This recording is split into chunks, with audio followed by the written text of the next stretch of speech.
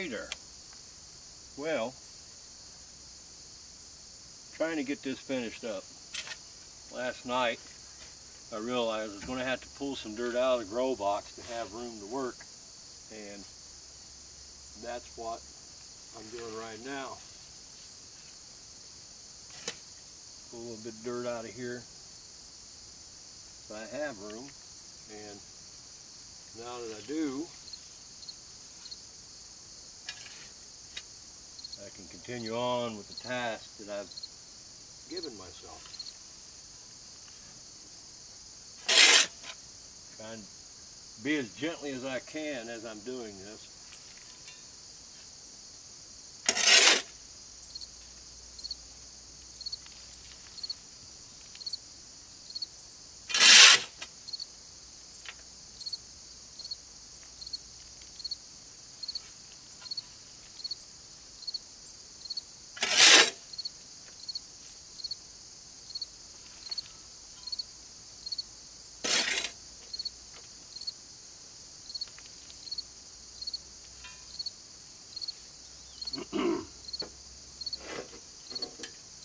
You know,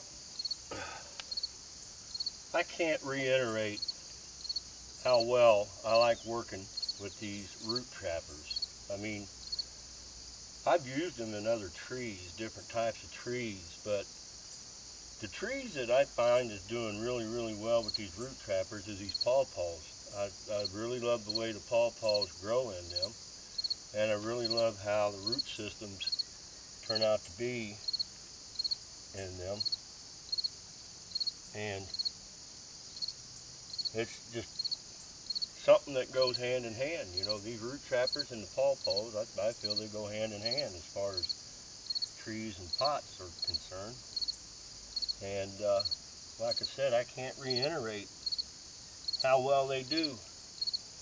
You know, I've grown chestnuts in these pots, I've grown oaks in these pots, but they were never in the pots that long. With the pawpaw, because of the longer working period on them, it's a different scenario. And that scenario works out really well with these pawpaw trees. I got 3 more pots to go.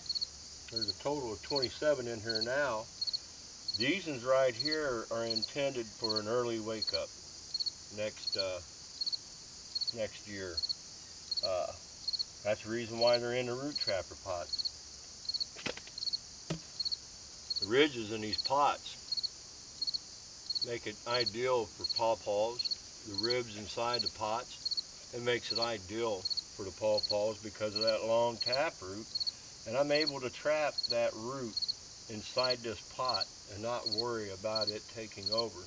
Now, a pawpaw has a very long taproot, and if you're going to grow them in pots, you got to try and figure out a way not to get a whole lot of root bounding. These right here are designed to pretty much slow down root binding. It causes that root to get a lot of root follicles in it, and it's looking like I put a row right here, and then I got a big empty space right there, and what I'll probably do is put some pawpaw seeds in there and let them germinate in there and see what happens next year, and pop some up and put them inside pots as a bare root whenever they get big enough. I've got a number of pawpaw trees down there over the bank. They're in tall 1 tree pots. This would be the first time I've really dealt with tall 1 tree pots over the winter, and we're going to find out how they work out as far as wintering. This right here has turned out to be an ideal situation for wintering pawpaws as far as what I have in mind as far as grafting, and that's what I'm after. I'm after doing some grafting this year or next year, just like I did this year, and these will be woke up probably the end of February, beginning of March.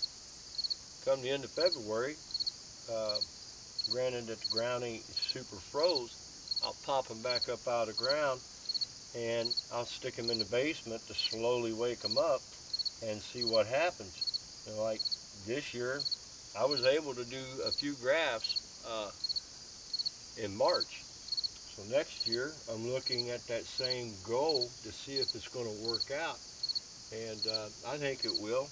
I've selected the largest seedlings that I have as far as grafting material, or rootstock rather. And we'll see about getting grafting material as far as scion wood. Not long, I have to start thinking about ordering some scion wood and look for the varieties that I think I may end up wanting to work with. But anyhow, just something to share. I got 3 more trees to transplant out of the tall one tree pots so I can winter them in here and get this task done. Spider. Anyways, my name's Jim. If you like what you see, subscribe. And don't forget to click on that bell for notifications. Y'all have a God blessed day.